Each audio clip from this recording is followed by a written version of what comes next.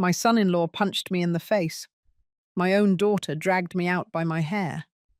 All because I said no to giving them $3 million. I sat on the curb, bleeding, shivering, and wondering when my child became someone I no longer recognized. But what they didn't know was that I had already prepared for this moment. And 1 hour later, everything began to fall apart for them. I moved in with my daughter April the week after I turned 71. Not because I couldn't live on my own, not because I needed help climbing stairs or remembering names, but because she said she missed me, said she wanted me closer, said her husband Russell even agreed. At the time, I thought it was love. I didn't realize it was strategy. Their house sat on a quiet street outside Des Moines, with a wide porch and a white swing that never got used. April had decorated the guest room in lilac and ivory, my favorite colors. There were new sheets on the bed. A framed photo of us from her high school graduation sat on the nightstand. I remember standing there, suitcase still in hand, and thinking, maybe this will be good. Maybe this will heal the distance between us. It wasn't like I had nowhere else to go. I had a small apartment 2 towns over. I used to work part-time at the public library, organizing the historical archives and leading genealogy workshops. That work meant something to me. So did the quiet of my own home, my little kitchen, my ceramic owl salt shakers. But April said she missed dinners with me, said she wanted her kids to hear my stories. I believed her. The first week went well. She made me tea each night before bed. Russell asked about my old job. The grandkids sat at my feet, while I told them how our ancestors came over from Wales. I felt almost foolish for having doubted her. Then, gradually, small things changed.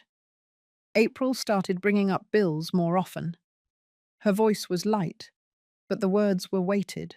She talked about refinancing, about college savings, about how tight things had gotten.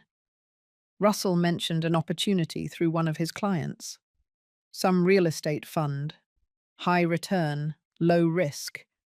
He said it casually over dinner one night, while slicing roast chicken. I nodded politely, but something in my chest tightened. A few days later, April came into my room holding a folder. Inside were bank forms, a notarization page, and a printout of my investment account. She sat down beside me on the bed. Her tone was careful. She said they just needed a short-term transfer, said they'd return it within 6 months, said it would help secure their future and the kids. I asked her how she got access to my account information. She smiled, but her eyes didn't. She said she'd always known my passwords, said she needed to check in on me sometimes. That night, I lay awake, staring at the ceiling fan turning slowly above me. Something had cracked open. I thought about my late husband, how we'd saved for years, bit by bit, never touching the principal. I thought about the time I loaned April $2,000 to fix her transmission, and how she never paid it back. I realized I had moved into a house where love came with conditions. By the end of that second week, I stopped leaving my bedroom door unlocked at night. Looking back now, I wonder if any of you have ever felt that shift too. When a hug becomes a transaction, when kindness turns into currency. If you've ever trusted someone so much that you moved into their home only to feel the walls close in, then you know what I mean. And if you haven't yet, stay with me. Because what happened next would split everything wide open, and once that curtain got pulled back, there was no pretending anymore. Not for me, not for them, not for anyone. By the start of the third week, things shifted from subtle to obvious. I noticed it first with the grocery receipts. I always offered to pay for what I used: milk, bread, my special chamomile tea. But one afternoon, April left a receipt on the counter, circled items in red ink, and wrote a total beside it. Then she added a sticky note. Your share. Thanks. No greeting, no smiley face, just a number. Later that evening, she handed me a printed breakdown of the monthly utilities, highlighted, organized into columns. She pointed to my name at the bottom and said, with a calm voice, that fairness keeps things clear. That's how families stay strong. Russell didn't speak much that night, but he did nod in agreement while scrolling on his phone. I didn't argue. I walked upstairs with the paper in hand, sat on the edge of my bed, and stared at the math. The total wasn't outrageous, but the message was louder than the number. They didn't want a mother in their home. They wanted a tenant. A few days later, I found Russell in the kitchen flipping through a small black notebook. When I entered, he closed it too fast. He set it on the counter and smiled like nothing happened. Later that night, when they were out, I checked the drawer where I kept my personal folder. It was slightly out of place. The tabs had been shifted. Some of the documents weren't where I last left them. I didn't need proof to know. I had seen enough over the years to trust my instincts.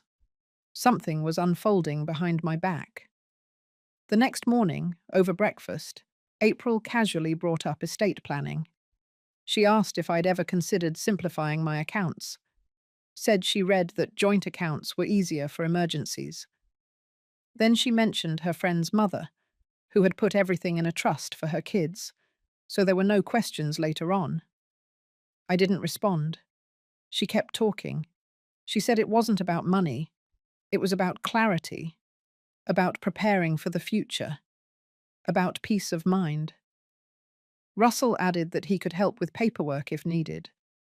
He'd done it for clients. He had templates. He could make the process smooth. I looked down at my cereal. The milk had gone warm. The spoon felt heavy in my hand. That same afternoon, I called my financial advisor from my car. I didn't want to speak inside the house. I told him to set alerts on all transfers, block any changes, and flag activity from unknown IPs. He asked if everything was okay. I said it was a precaution, just in case. By the end of that week, April handed me a packet of documents. She said she had gone ahead and drafted a sample transfer of authority just to get the ball rolling. Her tone was casual, like she was offering me a cookie recipe. Her eyes, though, stayed fixed on mine a beat too long. I didn't open the packet. I set it aside and asked her how the kids were doing in school. She didn't push further. But 2 days later, Russell brought it up again, this time while we were alone in the garage. He said April was just trying to help, that I was lucky to have a daughter who cared so much. Then he said, with a smile too smooth, that money only creates drama when people get secretive. I stepped around him, walked back inside, and locked my bedroom door behind me. That night, I reviewed every single account I had. I changed passwords. I wrote down names of people I trusted. I scanned and saved backup copies to a flash drive I hid inside the lining of my suitcase. I didn't sleep much. I wasn't afraid yet. But I had begun to prepare. It wasn't paranoia. It was pattern recognition. And this pattern had shown itself before. I just hadn't wanted to see it until now. The third week blurred into the fourth, and with it came an eerie shift in the house. It was in the way Russell's footsteps grew louder down the hall, in how April stopped knocking before entering my room, and in how the grandkids were suddenly too busy to spend time with me. Small isolations built slowly, then all at once. It began the morning I found my medicine organizer in the wrong drawer. I had placed it under my bed, like always. But that day, it sat on top of my dresser, open. The Tuesday slot was empty, even though I hadn't taken anything yet. I didn't panic. I didn't accuse. I just tossed the pills and started a new set from my travel stash. I began carrying my essentials in a zipped pouch that never left my side. I stopped leaving my coffee unattended. One afternoon, I overheard Russell in the backyard, talking too loud into his phone. He was pacing by the shed, his voice sharp. I couldn't catch every word, but I heard him mention equity, consolidation, and legal guardianship. Later that day, April asked if I would mind signing a few forms for her refinance. She said it was just a routine update. I asked her why my name was listed as co-owner of the secondary mortgage. She paused, just long enough. Then she said it must have been a clerical error. I knew then I had underestimated just how far they were willing to go. That night, I pulled out the manila envelope I kept hidden under the liner of my suitcase.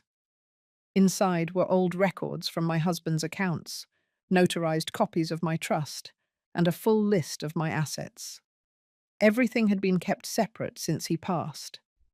That was always our plan. Russell and April didn't know that my name had never been attached to the Iowa house. They assumed I had nothing but the condo and retirement account.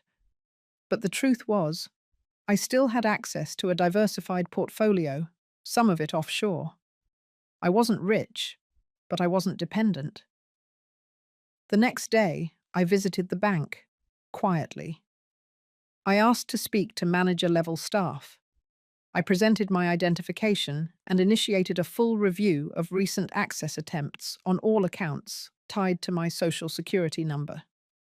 There had been 2 failed login attempts from an IP address tied to Russell's business. I asked the manager to set the highest security level: biometric access, in-person-only changes, and voice-verified transactions. She didn't ask questions. She just nodded and got it done.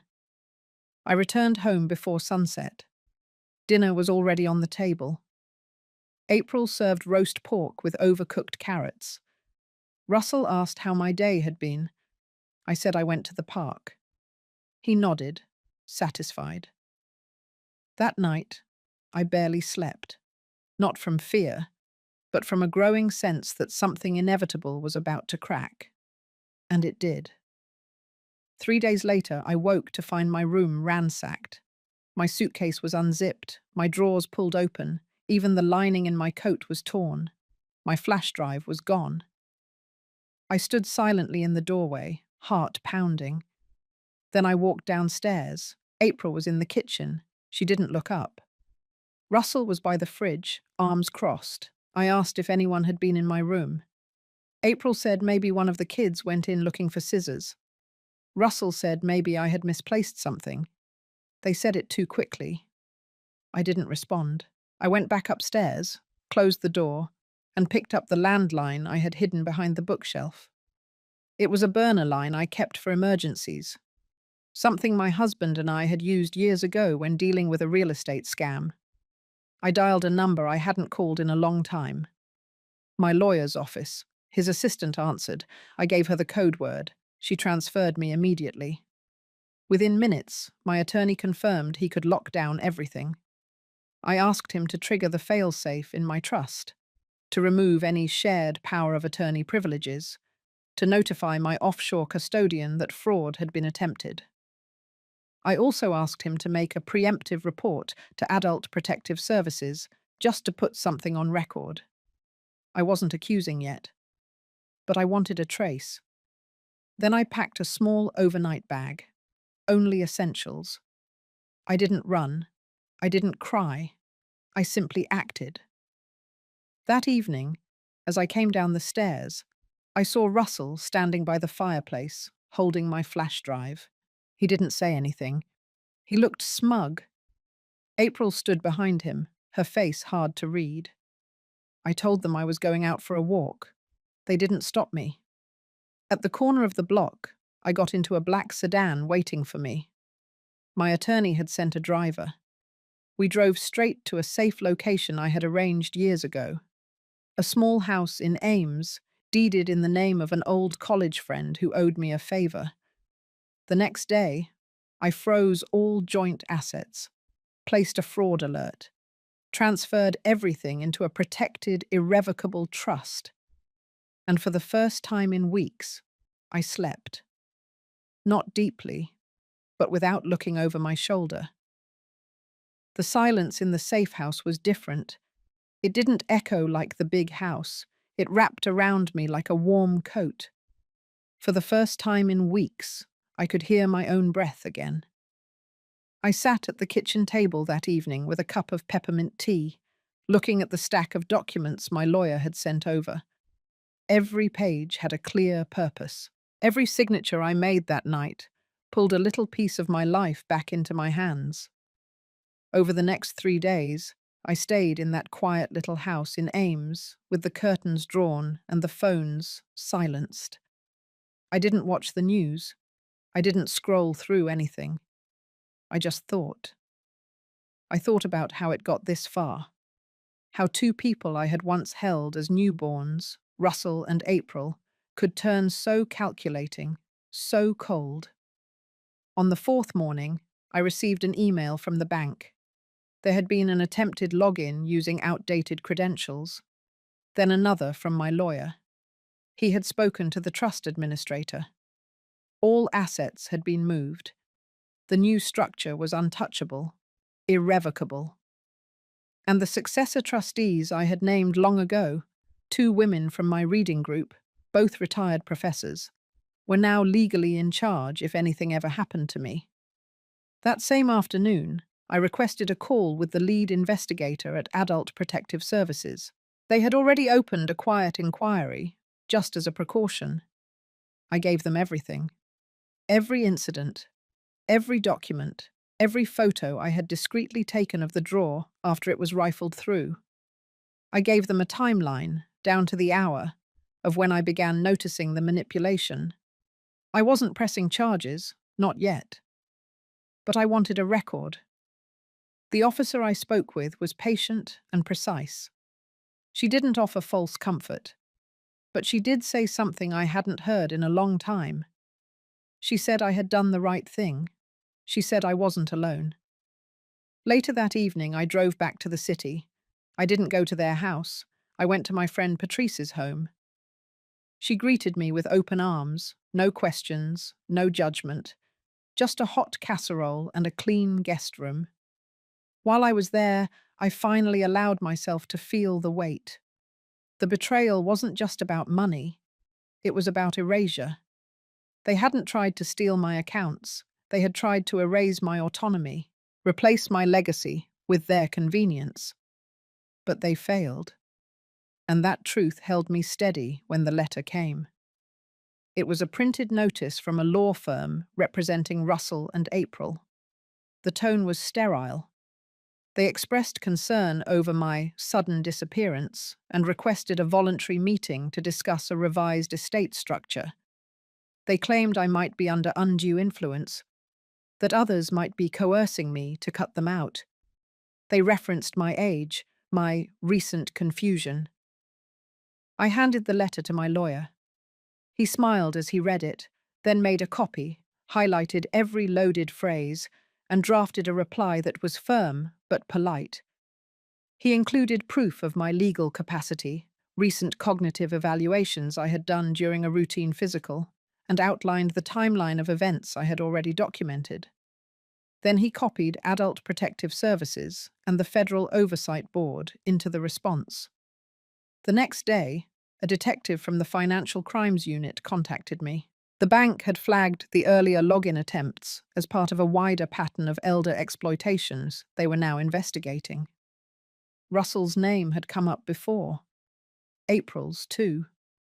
I sat across the table from the detective 2 days later. I told him everything. Not just the logistics, but the emotional sabotage. The way April would drop passive remarks about my health.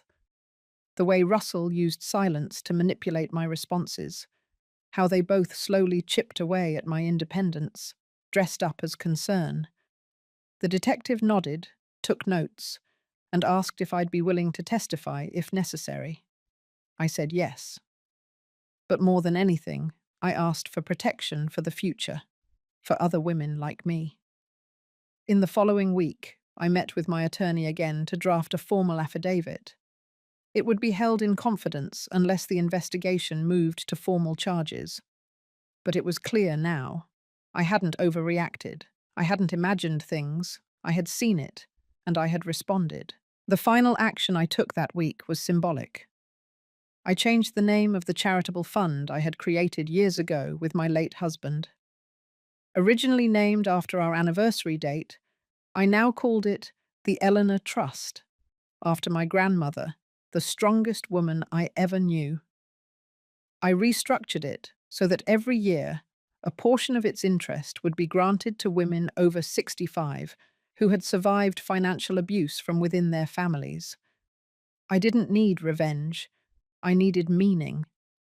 And with that change, I felt something shift inside me, a kind of release. The anger didn't vanish, but it stopped burning. By the end of the month, I had officially relocated. Patrice helped me find a two-bedroom condo in a quiet neighborhood with wide sidewalks and tall oaks. I unpacked slowly, placed photos of my husband on the shelves, framed a print of the trust certificate with my grandmother's name at the top. I made tea that evening, stood at the window, and watched the wind move through the trees. I had lost a family, yes, but I had also reclaimed something I didn't know I was missing: myself. Understood. I will now begin writing Chapter 5 directly into this conversation window, following all of your formatting and stylistic guidelines. The chapter will be approximately 980 words in American English, with a consistent, emotionally resonant narrative tone. Please give me a few moments to write it for you. 2 weeks passed. I kept to myself, living quietly in the condo Patrice helped me find. No social media, no phone calls unless necessary. The days were still and healing. I began walking again each morning, just before sunrise, with no music in my ears. Just the sound of gravel underfoot and the birds waking up. Then came the letter from the probate court. It had been sent to my old address, but redirected by my lawyer. Inside was a petition filed by April and Russell, requesting a formal hearing to declare me unfit to manage my estate. They were invoking the Elder Concern Act, claiming I was mentally compromised and being isolated by outside parties for financial gain. The irony would have been amusing if it weren't so cruel. Attached were signed affidavits from two of their friends, people I had met no more than once or twice. They spoke of my confusion, of my supposed forgetfulness, and of an incident at a family barbecue where I allegedly asked the same question 3 times. It was laughable, but it was filed in court, and that meant it was now public record. I met with my attorney again. He didn't flinch. He had expected this. He laid out a plan, clean and calm, just like he always did. We would respond with documentation. My evaluations from Dr. Kirsch, my cognitive assessments, and sworn statements from my financial advisor, 2 neighbors, and 3 members of the church committee I had served on for 6 years. These people had known me far longer and more intimately than Russell or April's planted witnesses. But there was something else, something unexpected. The detective I had met with weeks ago reached out again. They had uncovered surveillance footage, bank cameras, not mine. 2 separate attempts by Russell to access accounts tied to my name, each time using documents that had been flagged as altered. That alone wouldn't result in charges, but paired with the pattern, it built a case. They were preparing to bring it to the district attorney. That same evening, I sat down with Patrice. I told her everything. I hadn't shared all the details before. She listened, didn't interrupt, and then offered me something I hadn't considered.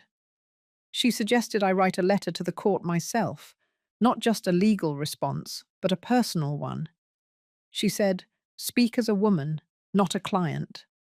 Let the judge hear your voice before they ever see your face." It took me a day to decide. Then I sat down, pen in hand, and wrote longhand first. 4 pages. Not just facts, but feelings. I wrote about my childhood, about raising April, about her curiosity, her laughter, I wrote about the moment I realized she had changed. I described the silence between us that grew louder over the years, and I explained in simple terms that protecting myself was not cruelty, it was clarity, and it had come far too late. My attorney typed it up for the court. It was added to the response packet, along with supporting documents. The hearing was scheduled for 3 weeks later. Those 3 weeks passed with a strange stillness.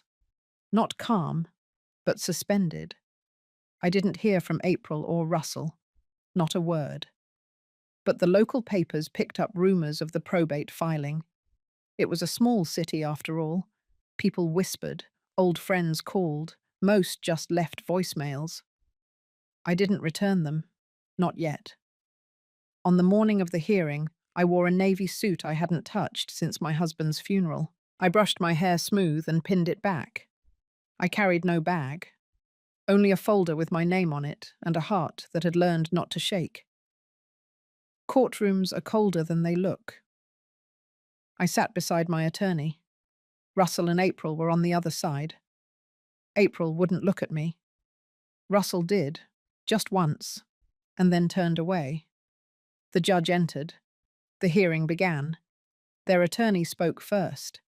He painted me as disconnected, volatile, prey to manipulation.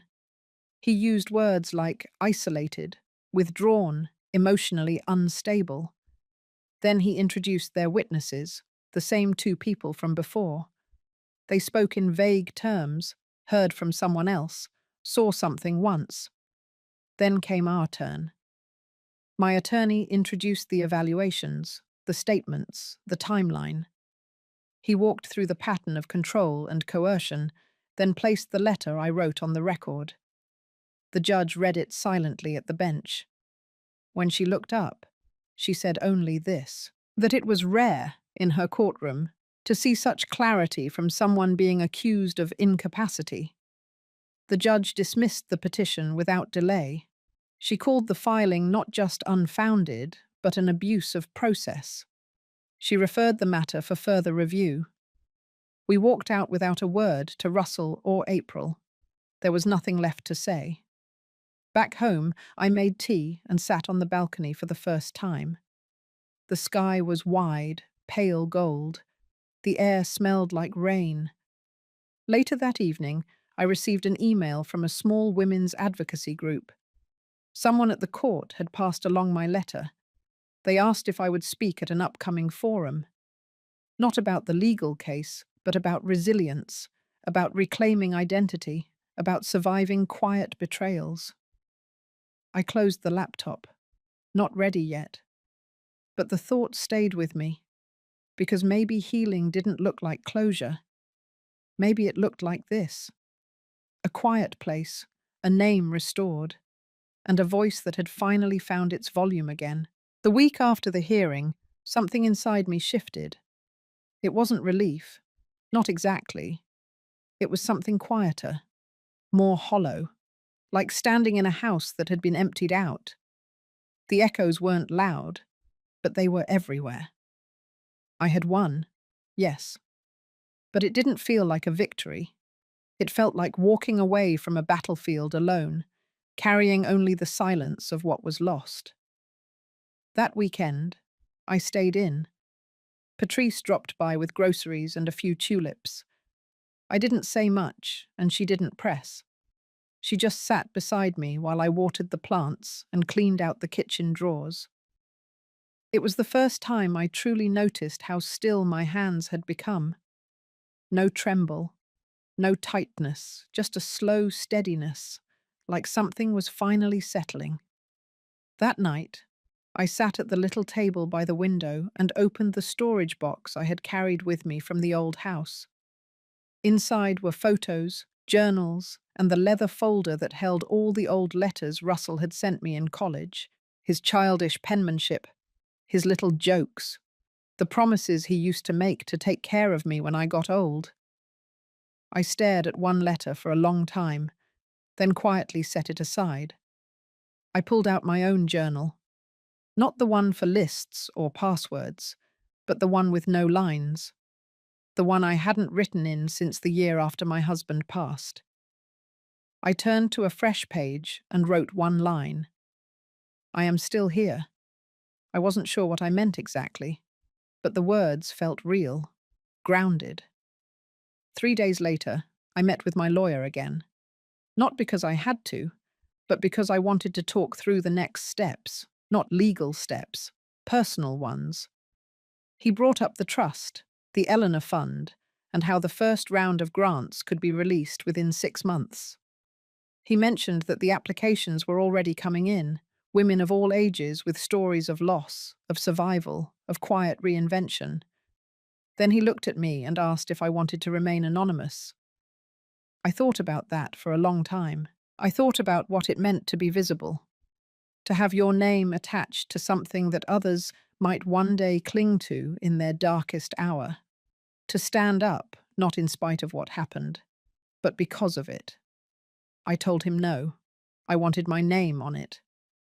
That evening, I took a walk around the neighborhood. I passed a park with benches painted in pale blue and children running in circles. I sat for a moment, letting the late light hit my face, and I thought about April, not with anger, not even disappointment, just stillness. She had made her choice, Russell too, and now I had made mine. But this time, it wasn't reactive. It wasn't about protecting what I had. It was about choosing what I wanted to become. Back home, I made tea, then opened a blank document on my laptop.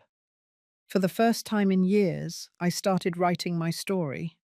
Not as a case, not as an article, but as a life. A full, flawed, quiet life. Mine. It began with the line I had written in my journal. I am still here. And from there, the words came like water. 3 weeks after choosing to go public with my name on the Eleanor Fund, a letter arrived from the office of a federal investigator. It was addressed to me directly, not through my lawyer, not through any legal channel. Hand-signed, tidy font, no red tape, just a quiet sentence at the bottom. They were reopening the inquiry into Russell. My fingers didn't tremble when I set the letter down. I didn't feel fear, just a tightness in my chest that told me the past wasn't finished with me yet. The next day, I met with the investigator. He looked far too young to be holding such power, but his eyes were patient. He explained that several suspicious financial transfers had been flagged in the broader investigation into elder exploitation in our county, and 2 names kept recurring, Russell and April. I listened. I gave them what I had. But more importantly, I gave them what no one else could. The story behind the numbers. Not a rant, not a list of grievances, just facts. Calm and sharp as glass. How April had slowly gained access to my digital accounts. How Russell had pushed me to sign over power of attorney without giving me time to think. How I had once believed this was normal, even loving. The investigator leaned forward. He told me they had subpoenaed the bank for voice recordings tied to wire transfers. In one of them, a man identified himself as my son-in-law, using my full name and social security number. The problem was, the voice wasn't mine. And the permission, it had never been recorded. The wheels of justice were turning now, and I was no longer the only one seeing the gears grind. That night, I sat alone in the living room with every light off, just the hum of the refrigerator in the next room. I didn't cry, I didn't shake, but I felt it, that low hum of reckoning. It didn't taste like vengeance, it tasted like gravity. 2 days later, Patrice stopped by. She brought a binder, thick with reports and recommendations from the board we had quietly assembled for the Eleanor Fund. They wanted to expand. More applicants, more outreach. A partnership with a university program that trained women in digital literacy and finance. I looked through the proposal and paused at a paragraph buried near the end. A speaker series, women over 60, sharing real stories of rebuilding, quiet battles and silent triumphs. They had penciled me in. I didn't say yes, I didn't say no. That night, I sat on the balcony again. The air was thick with early summer heat. A siren passed 2 streets over. I didn't flinch. I thought about what it meant to speak. Not whisper, not journal. Speak. And not just for myself, but for the hundreds of other women I had read about in the fund's early applications. Stories filled with disbelief, gaslighting, financial erasure, betrayal dressed up as care. My story wasn't rare. That was the hardest part. It was common, silent, ordinary. That silence needed to break. So I agreed. I stood up for the first of the small gatherings 2 weeks later. A modest community space in the basement of the local library. Folding chairs, coffee in paper cups, no microphones. I told them the truth. Not everything.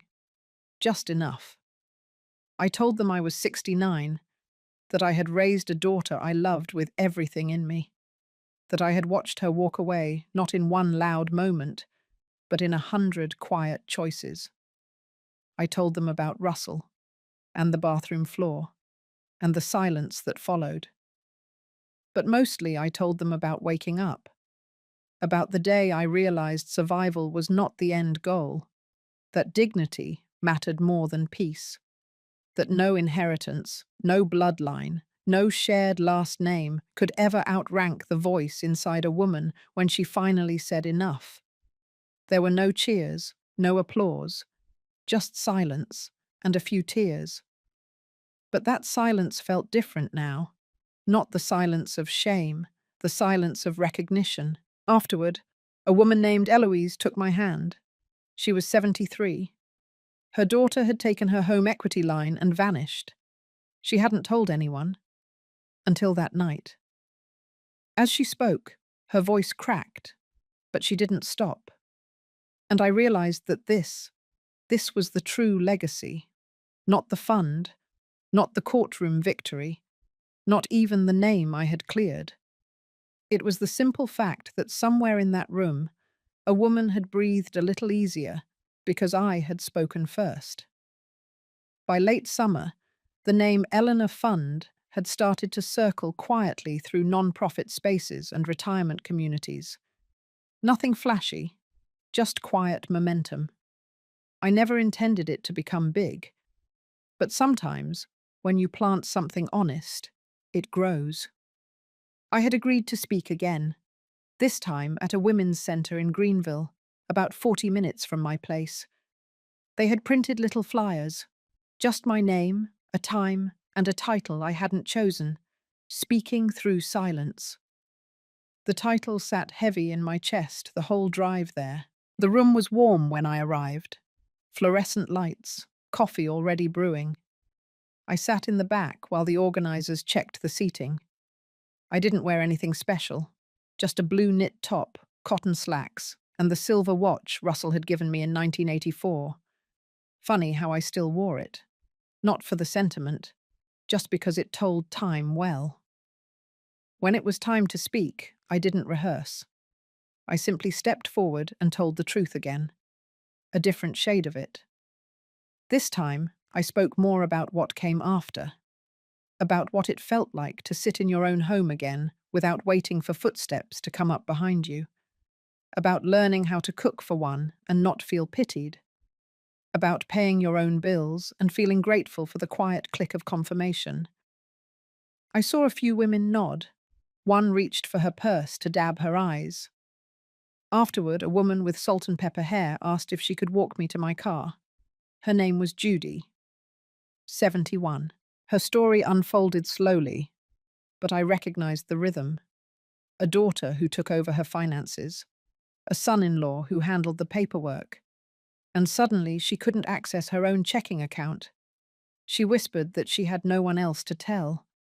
So I gave her the number, not mine, the center's, and told her to call in the morning. They had volunteers trained for exactly this. She held the paper like it was a lifeline. That night, I couldn't sleep. Not from nerves, from something else. It was the weight of it all. The stories piling up like fallen leaves, each one rustling with the same ache. There was no end to them, and for the first time, I wondered if I was strong enough to keep holding space for them. The next morning, I made oatmeal and stared out the kitchen window. The air was still, too still. I could feel something shifting again, but I couldn't name it. 2 days later, my lawyer called. The federal investigation had moved forward. Charges were being finalized. There were multiple counts: identity theft, elder abuse, financial coercion. Russell's name was listed. So was April's. The news didn't shock me, but it still stung. The part that caught me off guard was the press request. A journalist from a respected outlet had been following the fund's development. They wanted to feature the Eleanor Fund in a national story about financial abuse against seniors. They asked if I would go on record. Fully. I said I needed a day. I walked, for hours, through streets I hadn't seen in years, past the post office, the old community theatre, a bakery that now sold vegan muffins and lavender tea. The world had changed so much, and I had spent years just trying to survive inside of it. But now, I was standing in it, and maybe it was time to stop hiding. So I agreed. The article came out a week later. My name. My face. A photo of me standing in front of the library after one of the talks, sunlight catching the edge of my hair. The headline was simple. She spoke up. There were no angry calls from April, no letters from Russell, just silence. But not the kind that haunted. This silence felt earned.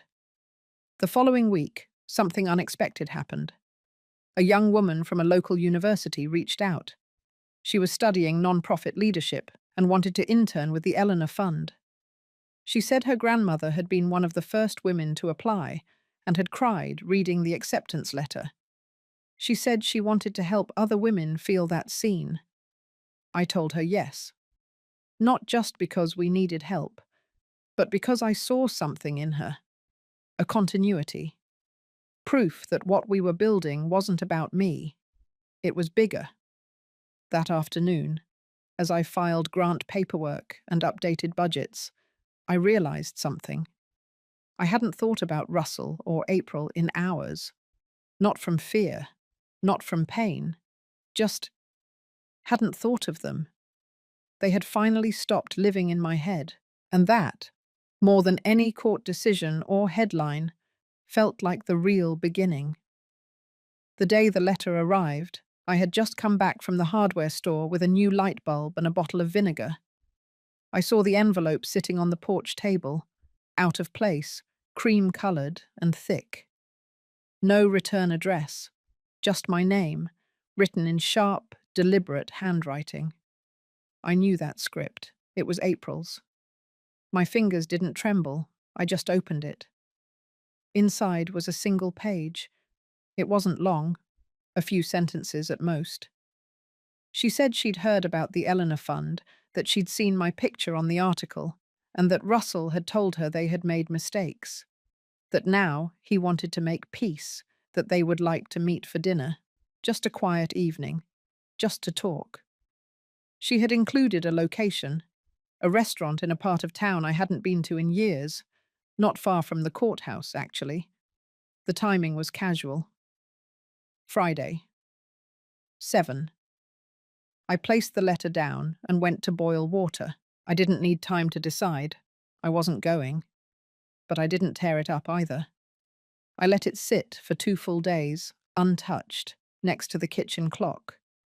I suppose I wanted to understand why I wasn't angry anymore, why the invitation didn't sting, why the silence inside me felt so firm. By Friday afternoon, I had forgotten the letter completely. It wasn't until the sun began to fall, and I saw the light outside shift to that strange gold hue, that I remembered. 7 o'clock. And then, at 7:30, my phone rang. Unknown number. I let it go to voicemail. Then it rang again and again. Finally, I picked up. It was a nurse from the emergency room. April had been admitted with chest pains, mild, but enough to trigger a workup. They had found her number listed as next of kin. She had written my name. I sat on the edge of the bed, phone pressed to my ear. I could hear voices in the background, machines beeping, and for a moment, the air around me seemed to shrink. I asked the nurse if she was stable. She said yes, then paused, said April had asked for me, said she was alone. I didn't answer right away. I looked down at my hands, at the veins, the skin, the marks of time that never used to be there. I thought of the woman who had dragged me by the hair, who had slammed the front door in my face, who had made me feel invisible in my own home. And then I thought of the little girl who once fell asleep on my chest every Sunday afternoon after church, who cried when she lost her stuffed elephant, who used to braid my hair with her tiny fingers and whisper that I smelled like lavender and paper. So I went. Not because I forgave her, but because something in me needed to see her as she was now. The room was quiet when I entered. She looked smaller than I remembered, her hair tied back loosely, an IV dripping slowly beside her. She opened her eyes and blinked. For a moment, I saw no recognition, and then her mouth moved. She said my name. I didn't speak. I just pulled the chair closer and sat down. The nurse nodded and closed the door behind me. We sat in silence for a while. Then April said she had read everything, the articles, the statements, the interviews. She said she hadn't realized how far she had gone, that she hadn't known what she had become, that Russell was the one who kept pushing, that she just wanted to protect what they had built. I listened. I didn't respond. Then she asked something unexpected. She asked if I had meant for the Eleanor Fund to be a message to her. I shook my head. I told her it was never about revenge. It was about reclaiming breath. Her eyes welled up, but she didn't cry. She said she couldn't undo what she had done, but she wanted to start again, not as mother and daughter, not as anything labeled, just two people who once shared something true. I stood up then, not abruptly, just slow, measured. I told her I didn't hate her, but I also told her I didn't belong to her anymore, that my peace didn't depend on her remorse. And then I walked out. Outside, the sky had turned navy. The hospital parking lot buzzed with motion. I exhaled. Not relief. Something deeper. I had just looked into the eyes of the woman who once broke me, and she no longer held any power. That night, I made soup, not because I was hungry, but because I wanted to taste something warm and quiet. I lit a candle, not for prayer, just for the calm flicker. And for the first time in years, I slept through the night without waking once. The morning after my visit to the hospital, I brewed a stronger cup of coffee than usual, the kind that clings to your throat a little longer. I stood by the window, watching the postman pass by like clockwork, his bag swinging with familiar rhythm. But that day, he didn't stop at my mailbox. He crossed the lawn, handed me an envelope directly. It was from the office of the United States Attorney. I closed the door and sat down before opening it. My fingers moved with steady purpose, but inside my heart was bracing, not with fear, with readiness. The letter confirmed what I had quietly hoped for. Federal charges were being brought against Russell. Fraud, coercion, financial abuse of an elder. It listed dates, filings, testimonies, and my name appeared more than once, not as a victim, but as a key witness. There had been an anonymous tip submitted to the IRS 3 months earlier. The audit had revealed enough to initiate a broader investigation. Apparently, I was not the only one Russell had tried to manipulate. The truth was unraveling. But here's the part I didn't expect. The anonymous tip had come from April, the same woman who had looked at me with hollow eyes just days earlier, the same woman who had dragged me out by my hair. I read the page again, slowly. The truth sank in with the weight of wet wool. She had turned him in, quietly. Before the dinner invitation, before the hospital visit. She had done it alone. I didn't know if it was guilt or fear or something else entirely. Maybe it didn't matter. What mattered was that she had cracked open the very house she had helped build. I placed the letter down and looked at the stack of seed catalogues by the window. Spring was near. The soil was thawing. I thought of the tomatoes I might try again this year. A week later, a federal officer showed up at my door. He wore plain clothes, but the badge in his wallet was real. He said my testimony would help expedite the case. Said Russell had already been approached for questioning, that his tone had shifted the moment he realized April had cooperated. There was no arrest yet, but I could see the arc of consequence beginning to curve. When the officer left, I sat in silence for nearly an hour. I didn't call anyone, didn't text. I simply walked around the house slowly, touching the old furniture, the wooden edges of door frames, the kitchen drawer that stuck a little when it rained. These were the pieces that held me, the ones they never touched, the parts they never stole. That night, I sat in the living room and turned on the television. Not to watch anything, but to hear voices. I had forgotten what it was like to be surrounded by noise that didn't cut. Then I reached for the journal I had been keeping in a small drawer under the coffee table, the one I started the week after I left their house. I flipped to a blank page and began writing. Not about them, but about me. About the parts of me I had found again. My spine, my silence, my pulse in the early hours when I walked barefoot through the hallway and felt no fear. About the slow unfurling of dignity after being buried for years under the weight of someone else's version of family. I didn't need justice to look like sirens and handcuffs. I just needed them to know I had survived, and that I had done it without their permission. When the phone rang later that evening, I let it go to voicemail. It was April. Her voice was low. She said Russell had left the house, that federal agents had come earlier that day, that he had packed a suitcase and slammed the door without looking back. She said she didn't know where he went. Then she said she was sorry, again. But it didn't sound like an apology this time. It sounded like release. I didn't return the call. Instead, I stood up, walked outside and breathed in the air. Cold, but clean. I wrapped my shawl tighter and listened to the leaves whisper. No one screamed, no one banged doors, no one stood behind me. For the first time in a long while, I was exactly where I wanted to be.